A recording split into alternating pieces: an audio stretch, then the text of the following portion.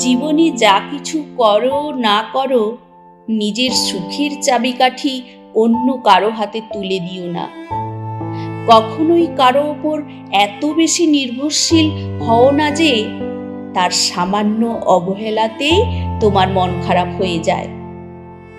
তোমার মন খারাপ, সুন্দর একটা গান শোনো, নিজের জন্য এক কাপ ধোঁয়া ওঠা চা বানাও, বিকেলের মৃদুমন্দ হাওয়ায় আপন মনে হাঁটো, জানালার পাশে বসে বৃষ্টি দেখো, কিংবা প্রিয় লেখকের বইয়ে ডুব দাও।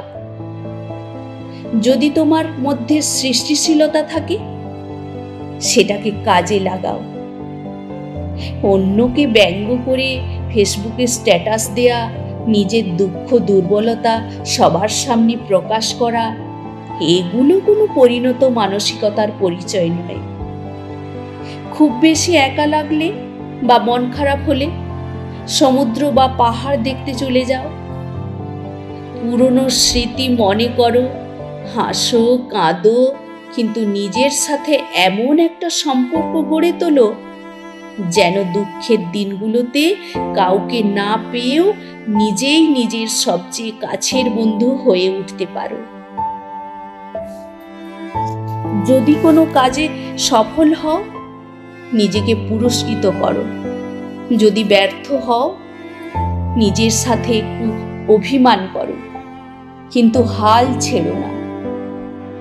আর কখনোই অন্যের চোখে নিজের পারফেকশন খোঁজার ভুল করো না, কারণ মানুষ সবসময় তোমার গুণের চেয়ে তোমার ত্রুটিগুলোকে বড় করে দেখতেই বেশি পছন্দ করে। একা রেস্টুরেন্টে বসে খাওয়াটা স্বাভাবিক মনে করো, একা পার্কে সময় কাটানোর যেন হাস্যকর না লাগে। নিজেকে ভালোবাসো, নিজেকে আর্থিকভাবে স্বাধীন করো, যাতে মুড অফ থাকলে নিজের জন্য একটা চকলেট কিনতে পারো, নিজের জন্মদিনে নিজেকে একটা সুন্দর উপহার দিতে পারো, নিজের পছন্দের পোশাক নিজের জন্য নিজেই কিনতে পারো, পছন্দের কোনো জায়গায় ঘুরতে যেতে পারো।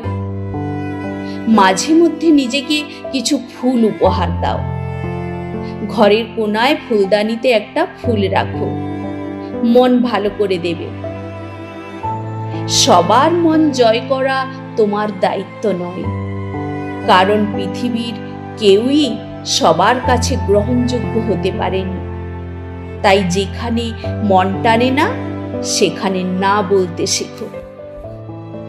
বন্ধুরা আমাকে বোঝে না, সময় দেয় না, কাছের মানুষ আমাকে অবহেলা করে, এই সব ভাবনাগুলোকে প্রশ্রয় দিও না, কারণ এগুলো আসলে তোমার নিজের তৈরি করা মানসিক চাপ। কেন নিজেকে অন্যের বিরক্তির কারণ বানাবে? যেখানে তোমার মূল্য নেই, সেখান থেকে নিজেকে গুটিয়ে নাও। নিজেকে এমনভাবে গড়ে তোলো যাতে তোমার ভালো থাকা বা না থাকাটা কারোর উপর নির্ভর না করে।